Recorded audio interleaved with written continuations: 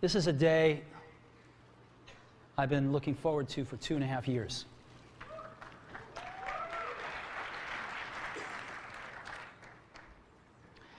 Every once in a while, a revolutionary product comes along that changes everything. And Apple has been, well, first of all, one's very fortunate if you get to work on just one of these in your career. Apple's been very fortunate. It's been able to introduce a few of these into the world. In 1984, we introduced the Macintosh. It didn't just change Apple, it changed the whole computer industry.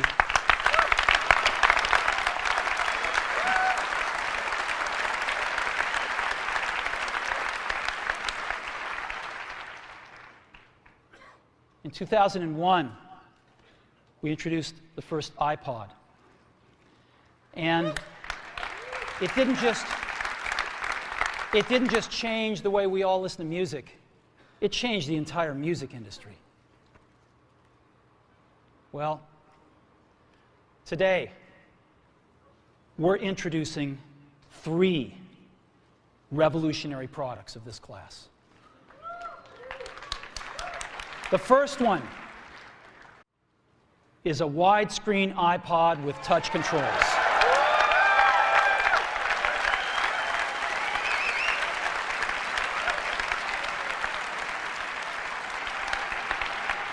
The second is a revolutionary mobile phone.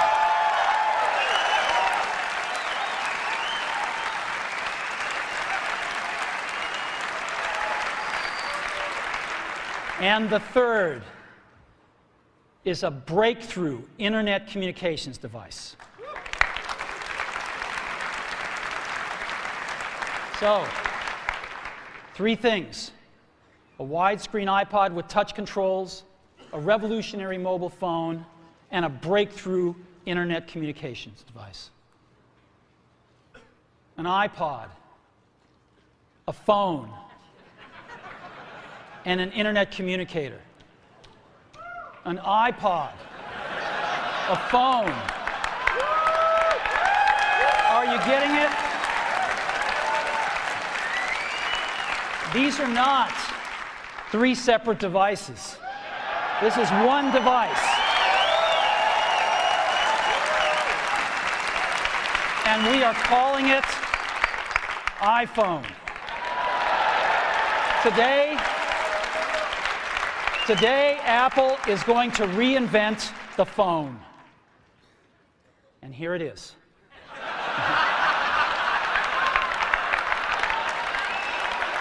No. Actually, here it is, but we're going to leave it there for now. So, before we get into it, let me talk about a category of things. The most advanced phones are called smartphones, so they say. And they typically combine a phone plus some email capability, plus they say it's the internet, sort of the baby internet, into one device. And they all have these plastic little keyboards on them. And the problem is that they're not so smart and they're not so easy to use. So if you kind of make a Business School 101 graph of the smart axis and the easy to use axis, phones, regular cell phones are kind of right there. They're not so smart and they're not so easy to use. But smartphones are definitely a little smarter, but they actually are harder to use. They're really complicated. Just for the basic stuff, people have a hard time figuring out how to use them. Well, we don't want to do either one of these things. What we want to do is make a leapfrog product that is way smarter than any mobile device has ever been and super easy to use. This is what iPhone is. Okay? So, we're going to reinvent the phone. Now, we're going to start with a revolutionary user interface. Is the result of years of research and development. And, of course, it's an interplay of hardware and software.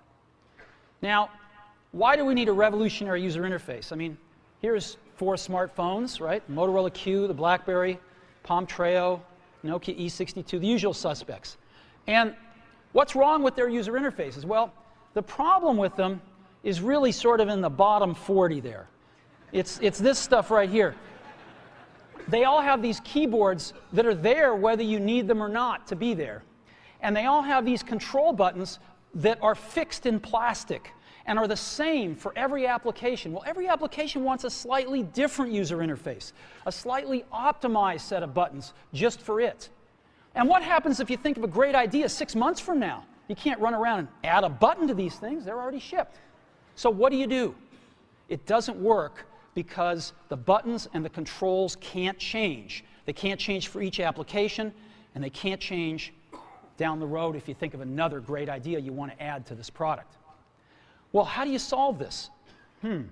It turns out we have solved it. We solved it in computers 20 years ago. We solved it with a bitmap screen that could display anything we want, put any user interface up, and a pointing device.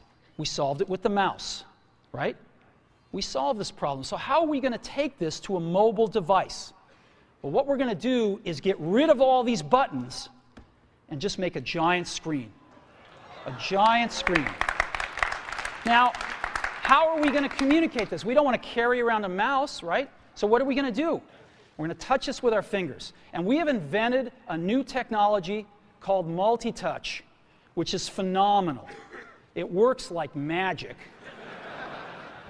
You don't need a stylus. It's far more accurate than any touch display that's ever been shipped. It ignores unintended touches. It's super smart.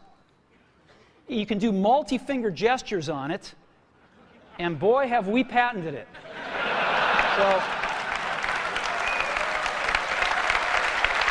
So,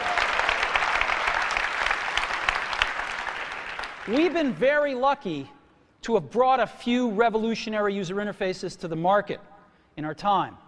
First was the mouse. The second was the click wheel. And now we're going to bring multi-touch to the market. And each of these revolutionary user interfaces has made possible a revolutionary product. The Mac, the iPod, and now the iPhone. So, a revolutionary user interface. We're going to build on top of that with software. Now, software on mobile phones is like baby software. It's not so powerful. And today, we're going to show you a software breakthrough. Software that's at least 5 years ahead of what's on any other phone. Now, how do we do this? Well, we start with a strong foundation, right? Not the crippled stuff that you find on most phones. This is real desktop-class applications. Now, you know, one of the pioneers of our industry, Alan Kay, has had a lot of great quotes throughout the years. And I ran across one of them recently that explains how we look at this, explains why we go about doing things the way we do, because we love software. And here's the quote: "I skate to where the puck is going to be, not where it has been." And we've always tried to do that at Apple, since the very, very beginning.